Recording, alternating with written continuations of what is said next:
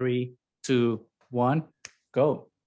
Welcome back, everybody, to the Triad of the Forest podcast, a podcast from three Puerto Rican friends coming together to do deep dives into Star Wars and other nerd-related media. This is our Bad Batch Monday, and today we're going to be talking about episode 14, War-Mantle. War-Mantle. I'm going to go first because I really, really enjoyed this episode. To me, it was just like quintessential Star Wars. I think every one of us has mentioned it before that Bad Batch sometimes just really looks like a really fun video game. And if anybody out there is listening, I think that would be such a fun game to play. I mean, especially this time around, you really feel like you're part of the batch and you're completely invested in them completing this mission. So it was like action packed and the story was good and there was like real stakes and tension and you have like actual fear for the fate of some of these characters. And then you bring in a cameo, but this time that is like purposeful to the storytelling. So I think it worked really well. And all in all, I remember when the episode ended, I was like, that was really good. So I'm like really excited about those last two episodes and what's coming next, because I think this was like, they hit it out of the ballpark with this episode, in my opinion. So what about you guys? What did you think? Well, what did you think? To me, it was interesting. Like, it was one of those episodes that all of Nani said, but it was also so beautiful that I was. I'm not saying this in a negative way. It was like, it just, sometimes I was like in awe just watching at, like, looking at everything that it took away. I was like, wait, where's the story? Let me go back to it. Like, that good that, you know, you just keeping back and forth between those two, like just looking at the scenery and like how everything's like drawn and like how beautiful it all looks. But at the same time, it's such a good story that's happening, and it does feel like such like a video game. I was like, oh, I will, like, you know, approaching the base, like they'll go like sliding down the like, it was beautiful. It was also like an episode that made me think that,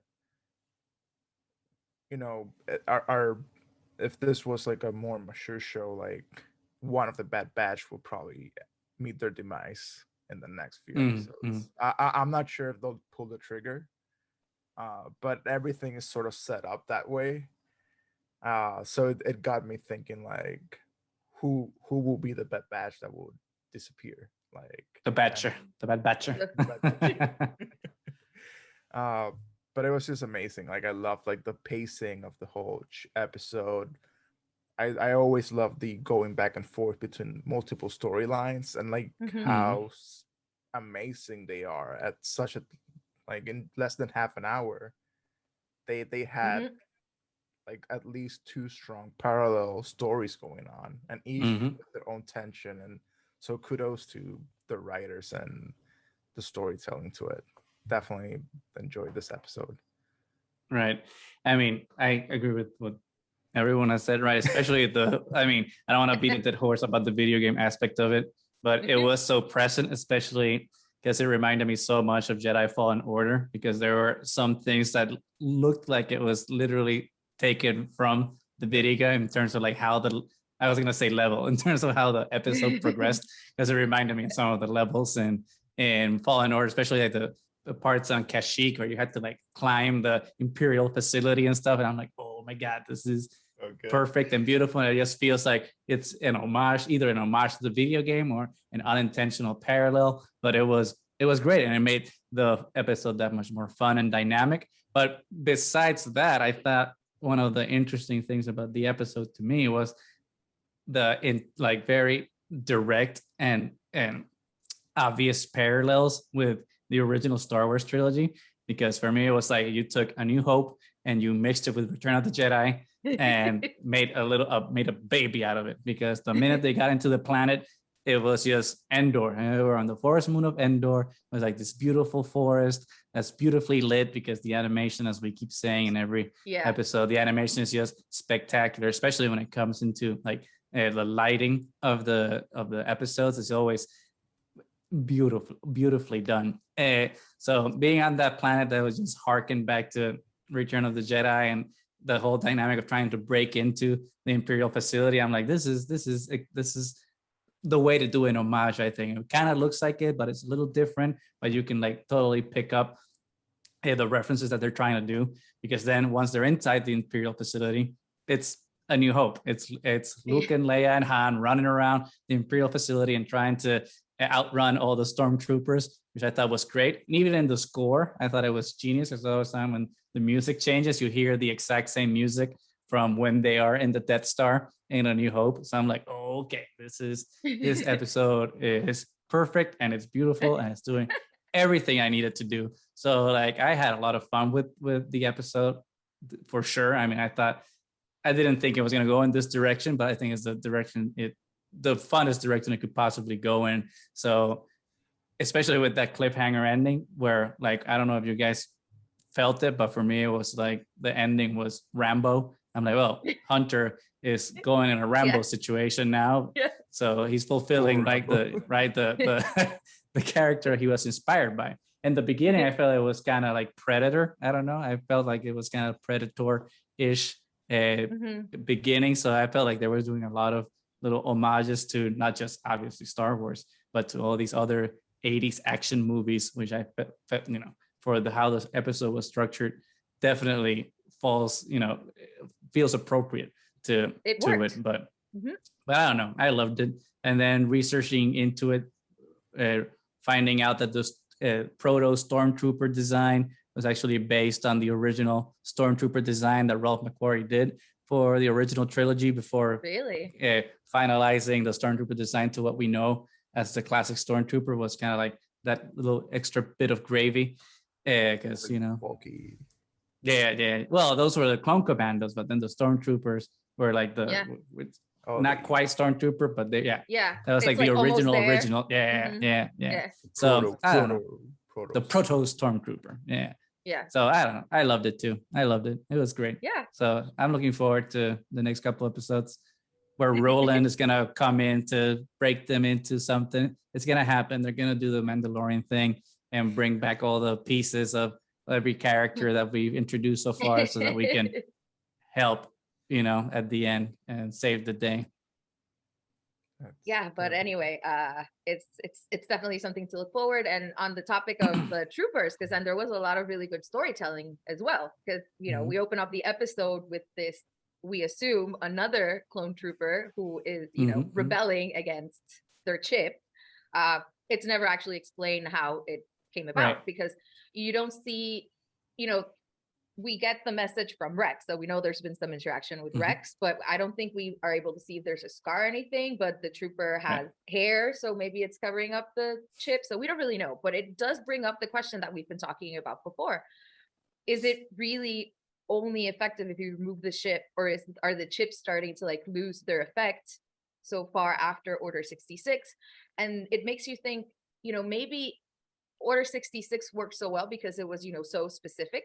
And now, obviously, it doesn't work anymore because there's no more Jedi. So you don't have a target for Order 66. The other thing that the chip did was, good soldiers follow orders. But that's very, vague, especially considering that the troopers themselves had been, conditioned since birth to, follow orders from the Republic. And, what's stronger, that order that you get, from the chip, or that conditioning that you had for years before, without thinking about loyalty as well? Because what's more effective, loyalty that's forced upon you versus loyalty that's earned and you gain over time by having comrades and all these people? So you see that these troopers are starting to like rebel, not necessarily because somebody intervenes with them and removes the chip. So I think it talks a lot about why maybe the Empire did decide to not use the clones anymore, because they're seeing that this is happening. Aside from the fact that obviously it's a lot cheaper to, have volunteers and then later on steal children, and then just like, you have a lot of cannon fodder, and you don't have to spend as much money as you would, if you kept the Camino ones on board. But I mean, that could have been a factor to it as well, that you could see that it's just not 100% effective. I mean, I think that's something that they definitely need to follow up on, because this is a second clone that we've seen that is not 100% there on following orders. So like, I don't know if they are saying like, oh well, whatever, like, whatever, we'll deal with it afterwards, or this is like a plot point that will be discussed, especially when or if and when, well, when and if actually we go back to Camino and we talk to the Caminoans about what's happening, because that's another plot point, right, that I think was important about this episode. It's the Empire actually finally pulling the trigger and being like, okay, Caminoans, you're going down.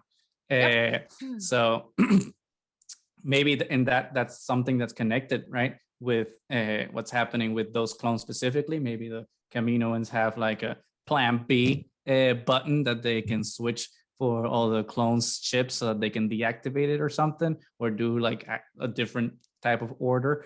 Who knows? But I think, like you were saying, Nani, there's something to it. I just feel that the season or next season, if there's a next season, needs to explore, which is like, why are these two clones different from the other ones when they haven't had their ships removed? Like, because I can understand them struggling against the ship, like we saw with Rex and with the Wrecker, but they're not struggling against the ship, so there has to be something a little extra. Maybe that's something that we'll explore with the Caminoans at some point. I don't know. Maybe, but I mean, I guess it's something that really like can be overlooked.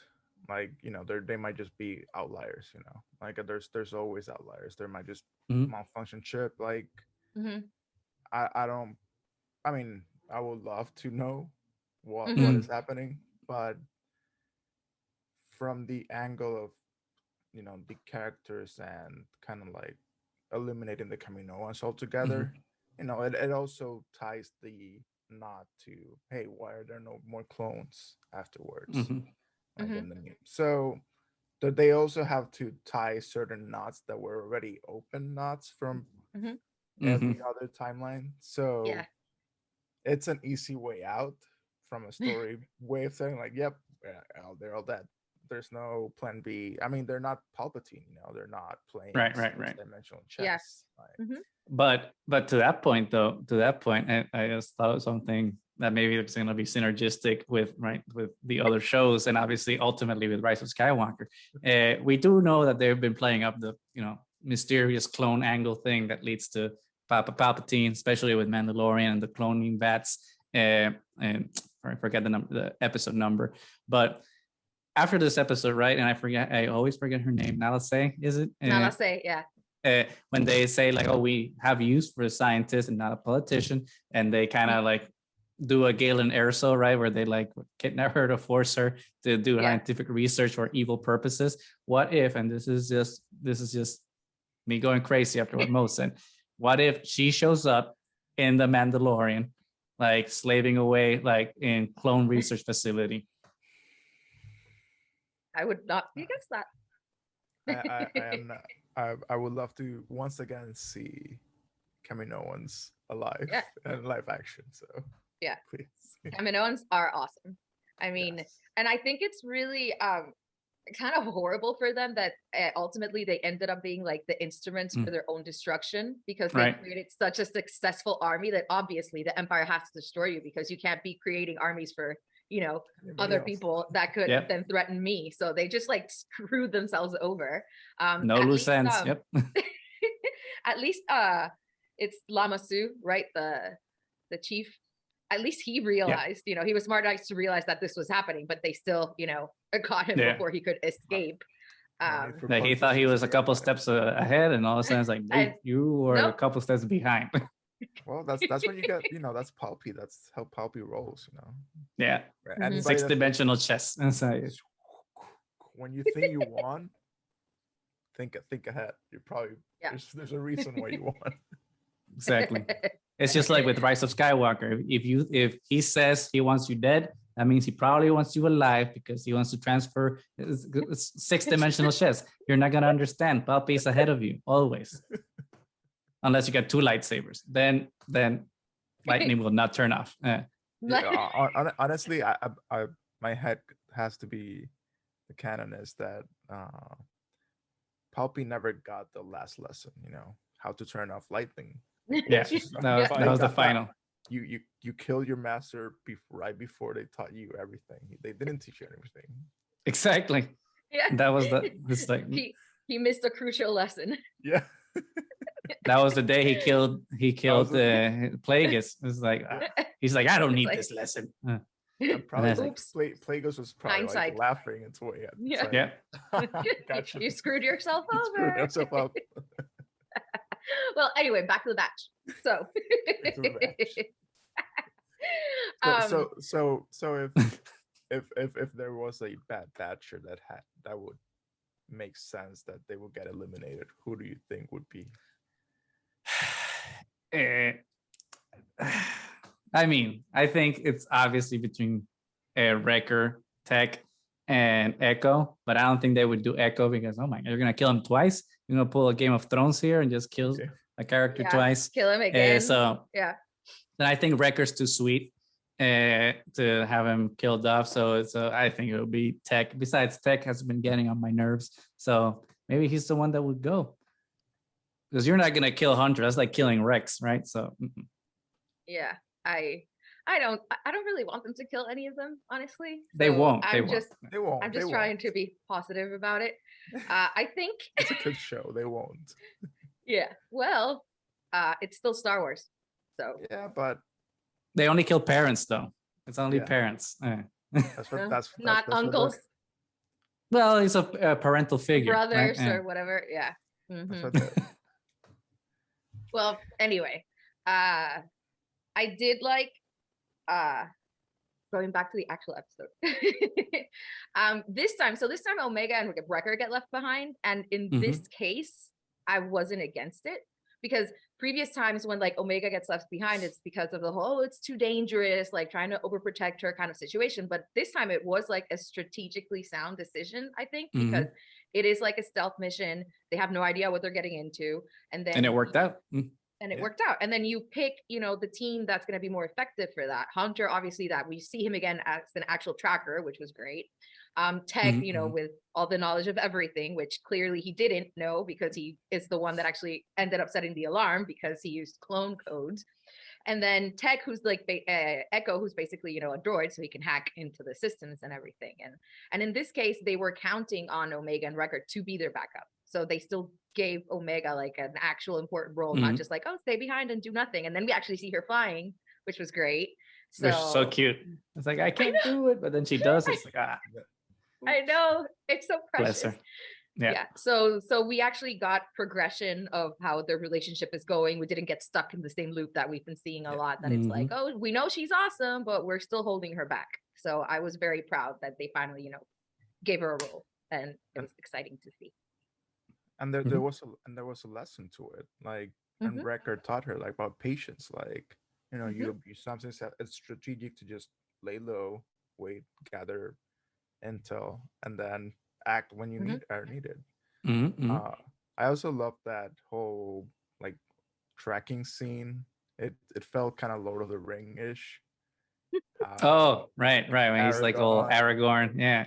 And then you had like Brighter. Tech and like Echo being like Legolas and like Gimli, kind of like just having that like always like pushing themselves and like their morality. So I love that homage as well. It was just like that was really good. Yeah.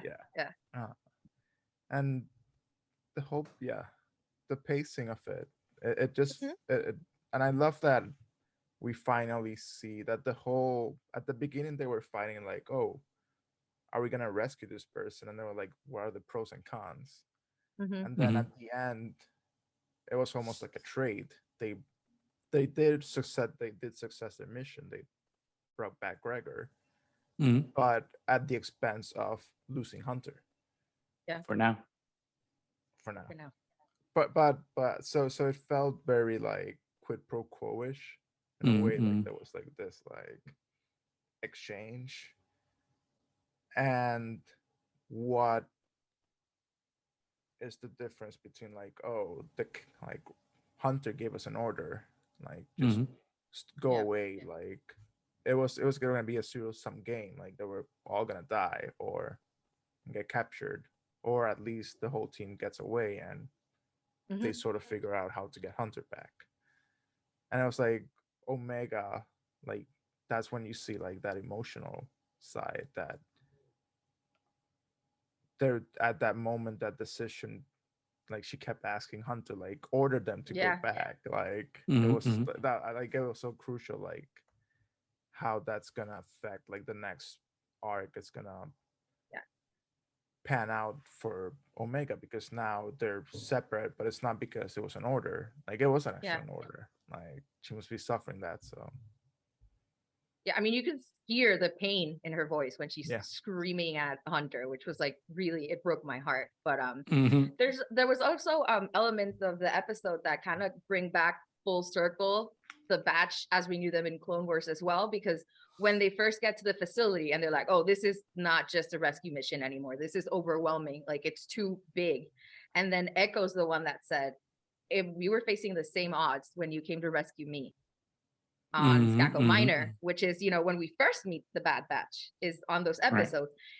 True, back then they did have a Jedi on their side, so that kind of helps the odds a little bit. But I love that he brought it up. It's like, you saved me. If you would have backed away once you saw the odds, I would still be being tortured. Well, because then that was their mission. So it's like, oh yeah, this is what we have to do. So let's do it. And now since it's not the mission, it's like, well, they I'm have gonna to find any choose excuse to not do the thing that I don't really want to do, even though it's not as bad as other things I've done in the past. So it's confirmation bias in a way. It's like, oh, it's too complicated because I want it to be too complicated, type of thing.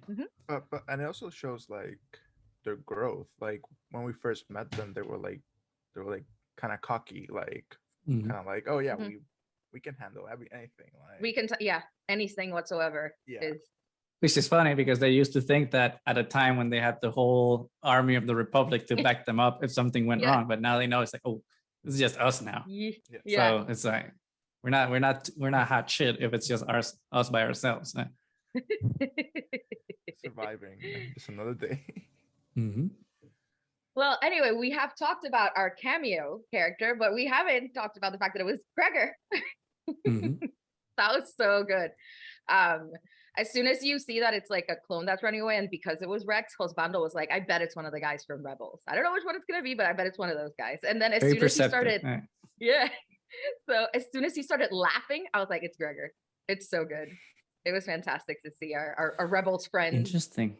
So do you think this is going to be like a thing throughout, if they have like more seasons, that throughout the rest of the seasons are going to rescue all the other clones that are like in Rebels with the Rex in the tank? I hope so. Because I really wasn't expecting Gregor. I was very perceptive on Hosbando's part.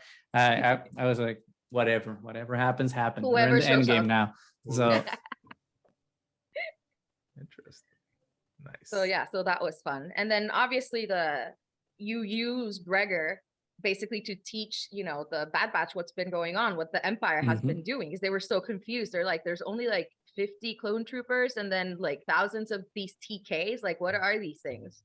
And then Gregor's the one, like, because he was there, obviously, he has the information for them. It's like, you know, they're using basically the clones because they do know that they are superior soldiers to teach and to be like the commanders. And then they're just bringing people in from all over the galaxy, and you know, it's unlimited the amount of people that they can get, and cheaper at this point. Definitely cheaper. And at this point it sounds like they are actually volunteering. They're not stealing kids yet, but still terrible. But yeah, so the cameo character actually helped to like further the story and like inform the troopers of what's happening, the Bad Batch of what's happening, and the fact that he sounded so confused too. He's just like, I don't understand. They say I'm defective because I want to, you know, leave, but I think everybody that wants to stay here is defective. So I don't know if he actually even knows about the chip, but he seemed very confused. So I hope we get to talk more about that at some point. So which I imagine is going to be the opening scene of the next episode. I'm talking about that. It's like why he feels the way he feels, and the clones he's met that feel the same way, and then being like, we gotta rescue, and then transition into we gotta rescue Hunt. I was about to say Rex. That's how similar they are in my mind. Hey, we gotta rescue Hunter now. Which is, in a way, this is almost exactly what happened in Rebels, right? Because at the end, when Kanan is taken prisoner, isn't that like how season 1 of Rebels ended? Then having to break Kanan from prison or something. I think so, but I don't remember exactly. Sorry. I don't. You have to do a Rebels rewatch. It's been a minute. Yeah. Multiple minutes. Multiple minutes. That's very true. Yeah. But anyway, it was really well done because like the whole time, as we don't know the fate of any of these characters, you feel, you know, the stakes there. I mean, when Hunter falls, I was like, what? Like it actually hurt me to see him fall and then like keep falling, you know, just it was just because sometimes you feel like, oh, you know, yeah, it's a kid show and everybody's gonna be fine, but the way it was done, it you know Hunter's probably gonna be fine, but the way it was done, it's just like, holy crap, that's scaring me. I'm actually afraid for his fate. And then obviously at the end, then we get Crosshair, and Crosshair looks intimidating as hell.